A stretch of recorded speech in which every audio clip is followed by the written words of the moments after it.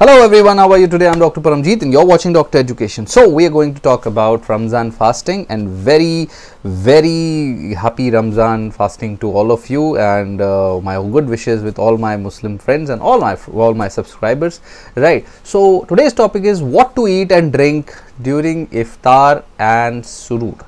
Right. Iftar and Suhoor. So Iftar is the time when first you are breaking the fast. So first thing is you go for plenty of fluids. Now the idea is plenty of fluids, a lot of water, a lot of low fat, fluid rich food, and foods which contain natural sugars for energy, and you need to avoid a lot of foods and drink with added sugars. Now let me give you some examples. Now if you want to go for drinks, what are good? Water, milk, fruit juices, smoothies, these are good options. Water will provide hydration without any extra calories or added sugars. Drink which are based on milk and fruit provide natural sugars as well as nutrients. These are also good to actually break the fast, but you need to avoid drinking a lot of drinks with added sugars after breaking the fast, as these can also provide too much sugars and calories. So you need to avoid these milk and fruit juices in a very huge amount after Iftar also, right? Then the second option are dates. Dates during Iftar are traditionally eaten. This is very common, and these are a great way to break a fast, as well as they provide natural sugars for energies, provide minerals, a lot of minerals like potassium, copper, magnesium, manganese, and these are a source of fiber as well. Right. So you could also try other dried fruits like apricots, figs, raisins, prunes, etc., and which are also having a lot of fiber and nutrients. Right.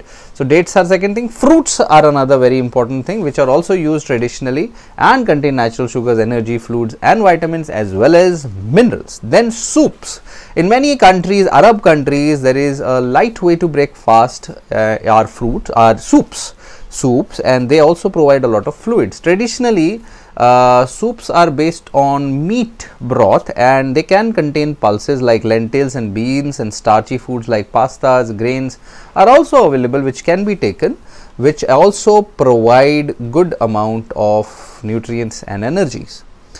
After breaking the fast, meals may vary between many cultures, and what you need to do is you need to make sure that you eat a balanced diet where you have starchy foods, you have a lot of complex carbs, a lot of fruits, vegetables, dairy products, protein rich foods like meat, fish, eggs and beans, right? So it's important to have all these things in your diet.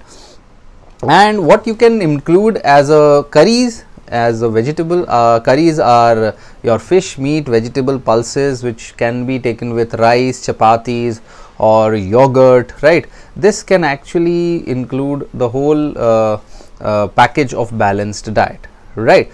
And after a long fast, it's natural to want to treat yourself, right? But you need to try to keep the amount of fatty and sugary food and the sugary drinks to a very small and minimum amount. Remember that you only have a relatively short time each day to eat and drink and to provide yourself very essential nutrients which are coming from them, right? So the quantity of your diet is very important.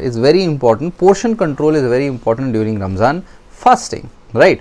So if you actually if you can, once you have had a chance to digest your food, you can actually try some exercise. This is important, right? Light exercise like a walk or a brisk walk, or even some kind of resistant exercise is also good, right? So perhaps walking is good. Then this is all about Iftar, which you need to understand, right?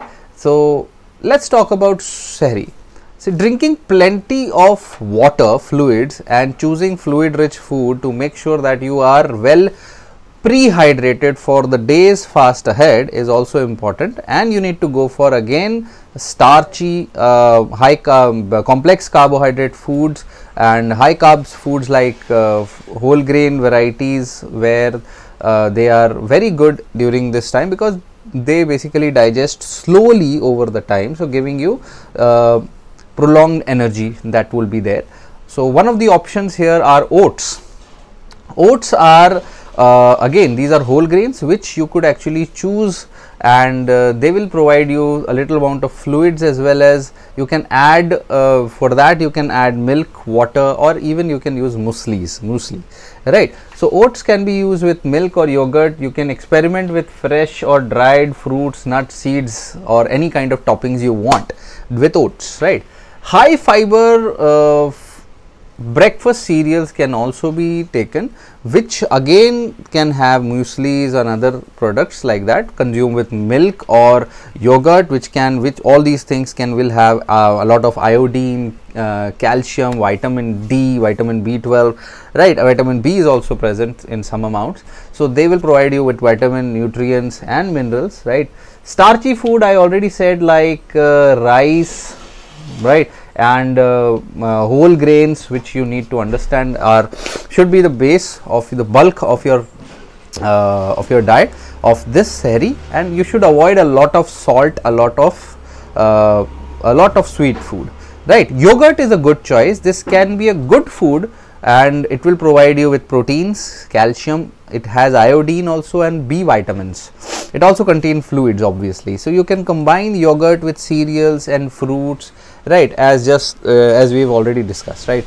Then if you want to take breads, right, then you go for whole grain options which provide more fiber, right, like whole meat toast or chapatis, right. You should avoid combination of breads with salt, like other preserved meat with salty foods, like if you take hard cheese, preserved meat, all those things, and you can try peanut butters, right. They are without adding salt, obviously. You can actually take bananas. They can take soft cheese. Soft cheese is better than hard cheese, and bread itself is fairly dry, so make sure you drink a lot of water with bread, otherwise you can have problems with constipation also. So fluid alongside is very important. Fluid rich foods like lentil soups are also a very good tradition, and they are good practice during sehri. So this is all about what you should eat during iftar and sehri. So I hope you got some good information from this video. Make sure to share this video and share your comments down. If you have any question, I'm there to answer. I'm Dr. Paramjeet. You're watching Dr. Education, and my good wishes are with you during this fast, and may God bless you. Take care.